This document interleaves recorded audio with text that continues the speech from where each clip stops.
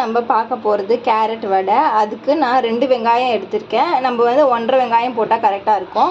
3 வந்து medium size carrot, 2 பச்சை மிளகா, 1 டேபிள் ஸ்பூன் இஞ்சி பூண்டு பேஸ்ட்டு, 1 டேபிள் ஸ்பூன் மஞ்சள் தூள், அதாவது காஃபி கப்பில் வந்து 1 கப்பு வந்து ஒற்றைக்கடலை எடுத்துக்கோங்க, 1 டேபிள் ஸ்பூன் வந்து மிளகாத்தூள்.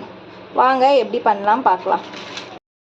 இப்போ வந்து வெங்காயம் பச்சை மிளகா வந்து 1 டேபிள் ஸ்பூன் எண்ணெய் ஊற்றி வெங்காயம் பச்சை மிளகா வந்து கொஞ்ச நேரம் வதக்கிட்டு அதுக்கப்புறமா இதை தனியாக எடுத்து வச்சுட்டு அப்புறம் கேரட்டை வந்து போட்டு வந்து வதக்கணும்.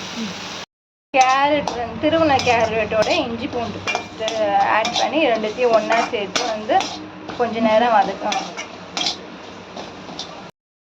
இப்போ இதை வந்து நம்ம மிக்சியில் போட்டு வந்து பவுட்ரு மாதிரி அரைச்சிக்கலாம். வந்து பவுடர் மாதிரி வந்து அரைச்சிக்கோங்க.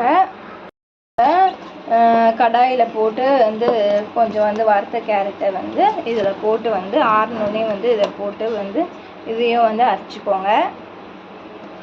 இந்த மாதிரி வந்து அரைச்சிக்கோங்க. ஒரு பேஸ்ட் மாதிரி இஞ்சி பூண்டு அரைப்போம்ல அந்த மாதிரி பேஸ்ட் மாதிரி அரைச்சிக்கோங்க. இதுலேயே வந்து மிளகாத்தூள், மஞ்சள் தூள், தேவையான அளவு உப்பு வந்து போட்டுக்கலாம். ஒச்ச கலர் தூளும் வந்து ஆட் பண்ணிக்கலாம். இப்போ நம்ம வச்சுருக்க வந்து ஒச்ச கலர் தூளை வந்து அப்படியே வந்து ஆட் பண்ணிக்கலாம்.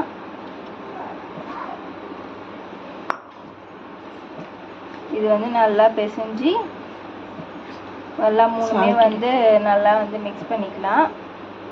1 டேபிள் ஸ்பூன் கடலை மாவு போட்டுக்கிறேன். இது மாதிரி வந்து வடை தட்டுவோம்ல அது மாதிரி வந்து நல்லா வந்து தட்டி வச்சுக்கணும். அந்த வடை உளுந்து வடைலாம் வந்து இது பண்ணுவோம்ல அது மாதிரி அந்த ஸ்டேஜில் இது மாதிரி வந்து தட்டி வச்சுக்கணும்.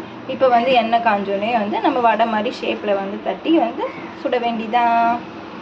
இப்போ வந்து நல்லா வந்து வடை தட்டுற ஸ்டேஜ் வந்தாச்சு. இது ஒரு 5 நிமிஷம் கழிச்சு நம்ம வந்து வடை தட்டி வந்து போட வேண்டிதான்.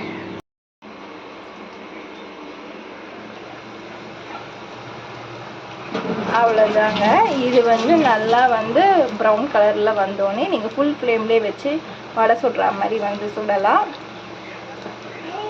அவ்வளோதாங்க, கேரட் வடை ரெடி.